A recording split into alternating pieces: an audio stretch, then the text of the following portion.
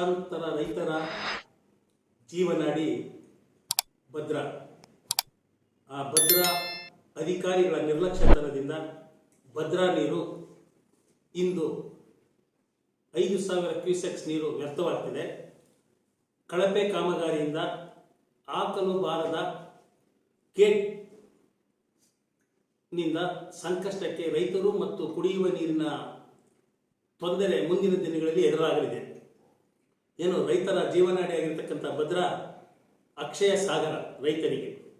ಇಂಥ ರೈತರನ್ನ ಅನುಕೂಲವಾಗುವಂಥ ಭದ್ರಾ ಡ್ಯಾಮನ್ನು ಡ್ರಿಪ್ ಯೋಜನೆಯಡಿ ಕಾಮಗಾರಿ ನಿರ್ವಹಿಸುವ ಸಂದರ್ಭದಲ್ಲಿ ಕಳಪೆ ಕಾಮಗಾರಿ ಮಾಡಿದ ಹಿನ್ನೆಲೆಯಲ್ಲಿ ಇಂದು ಭದ್ರೆಯ ಕ್ರಸ್ ಗೇಟ್ ಏನು ನದಿಗೆ ಬಿಡುವ ಗೇಟಿನ ತೆಗೆದಿದ್ದು ಹಾಕಲು ಬಾರದೇ ಇರೋದ್ರಿಂದ ಒಳ ಹರಿವು ಬರುವಂತ ನೀರು ಅದು ಹೊರ ಹರಿವಾಗಿ ಹರಿದು ಹೋಗ್ತಾ ಇದೆ.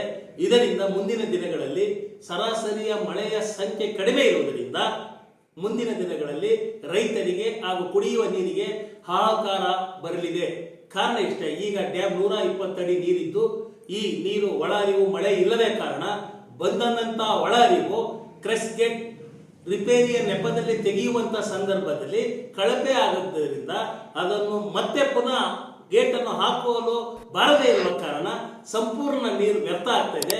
ಇದಕ್ಕೆ ಕಾರಣಕರ್ತರಾಗಿರತಕ್ಕಂಥ ನೀರಾವರಿ ಇಲಾಖೆ ಅಧಿಕಾರಿಗಳನ್ನ ಮತ್ತು ಇದಕ್ಕೆ ಕಳಪೆ ಕಾಮಗಾರಿಗೆ ಸಲಹೆ ನೀಡಿರತಕ್ಕಂಥ ಸಲಹೆಗಾರರಾಗಿರ್ತಕ್ಕಂಥ ಏನು ನಿವೃತ್ತ ಚೀಫ್ ಇಂಜಿನಿಯರ್ ಮಾಧವರವರನ್ನ ಕೂಡಲೇ ಬಂಧಿಸಬೇಕು ಮತ್ತು ಅಧಿಕಾರಿಗಳನ್ನ ಅಮಾನತಿನಲ್ಲಿಟ್ಟು ಸಂಪೂರ್ಣವಾದ ತನಿಖೆಯನ್ನು ಕರ್ನಾಟಕ ಸರ್ಕಾರ ಮಾಡಬೇಕು.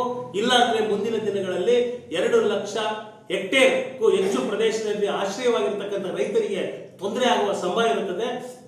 ತಕ್ಷಣ ಸರ್ಕಾರ ಈ ಒಂದು ಏನು ಕಾಮಗಾರಿಯನ್ನ ತಕ್ಷಣ ತುರ್ತು ಗತಿಯಲ್ಲಿ ನೀರನ್ನು ನಿಲ್ಲಿಸುವಂತ ಕ್ರಸ್ ಗೇಟ್ ಅನ್ನು ಹಾಕುವಂತ ಕೆಲಸವನ್ನ ಮಾಡಿಸಬೇಕು ಅಂತೇಳಿ ರೈತರ ಸಂಘ, ದಲಿತ ಸಂಘರ್ಷ ಸಮಿತಿ, JDS ಹಾಗೂ ಭಾರತೀಯ ಜನತಾ ಪಾರ್ಟಿ ಒತ್ತಾಯವನ್ನ ಮಾಡ್ತಾ ಇದೆ.